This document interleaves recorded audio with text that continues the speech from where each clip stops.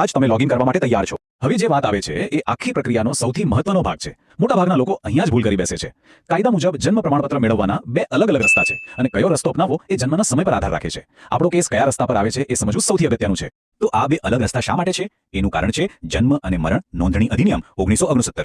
આ એ મૂળભૂત કાયદો છે, એ રૂલ બુક છે જે આખી પ્રક્રિયાને નિયંત્રિત કરે છે। આ કાયદો સ્પષ્ટપણે કહે છે કે જન્મના કેટલા સમય પછી નોંધણી કરવામાં આવી રહી છે તેના આધારે પ્રક્રિયા કેવી રીતે અલગ પડશે। આ જાણકારી હોવી ખૂબ જરૂરી છે। હવે આ તફાવતને બરાબર સમજી લઈએ, કારણ કે આ જ બધી ગૂંચવણનો ઉકેલ છે। જો બાળકના જન્મના 21 દિવસની અંદર જ નોંધણી થઈ રહી હોય તો પ્રક્રિયા એકદમ સીધી અને સરળ છે। બધું ઓનલાઈન ફોર્મ ભરીને પતી જાય છે, કોઈ ફી પણ નથી। પણ જો જન્મને 1 વર્ષથી વધારે સમય થઈ ગયો હોય તો એને વિલંબિત નોંધણી એટલે કે ડિલેડ રજિસ્ટ્રેશન કહેવાય છે।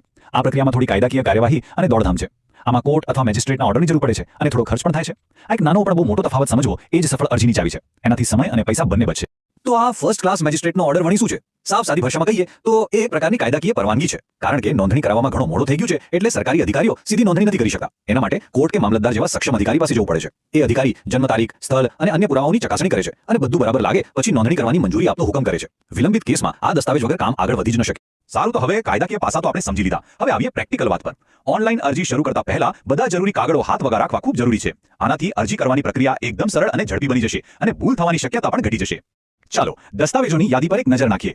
સામાન્ય કેસ હોય એટલે કે 21 દિવસની અંદરની નોંધણી હોય તો હોસ્પિટલનો રિપોર્ટ, માતા પિતાના આધાર કાર્ડ અને રહેઠાણનો પુરાવો પૂરતો છે। પણ જો નોંધણી વિલંબિત હોય તો થોડા વધારાના દસ્તાવેજો જોઈશે, જેમ કે નોન અવેલેબિલિટી સર્ટિફિકેટ એટલે કે NAC। આ એ વાતનો પુરાવો છે કે જે તે સમયે જન્મની નોંધણી થઈ ન હતી। સાથે વિલંબ શા માટે થયો એનું કારણ દર્શાવતું એક સોગંદનામું અને સૌથી અગત્યનું પેલો મેજિસ્ટ્રેટનો લેટ એન્ટ્રી ઓર્ડર। તો આ આખી ચર્ચાનો સાર શું નીકળ્યો? આ પ્રક્રિયા ભલે પહેલી નજરે કોઈ ભૂલ ભૂલામણી જેવી લાગે, પણ જો આપણી પાસે સાચો નકશો હોય તો રસ્તો એકદમ સીધો અને સરળ છે। મુખ્ય બોધપાઠ એ જ છે કે સૌથી પહેલા સાચી પ્રક્રિયાને સમજવી। આ વાક્ય અહીં એકદમ બરાબર બંધ બેસે છે। અડધું અધૂરું જ્ઞાન આપણને ખોટા રસ્તે ચડાવી શકે છે। એનાથી સમય, શક્તિ અને પૈસા ત્રણેયનો બગાડ થાય છે। એટલે જ અરજી કરતા પહેલા એ જાણવું અત્યંત જરૂરી છે કે આપણો કેસ તાજા જન્મનો છે કે વિલંબિત નોંધણીનો।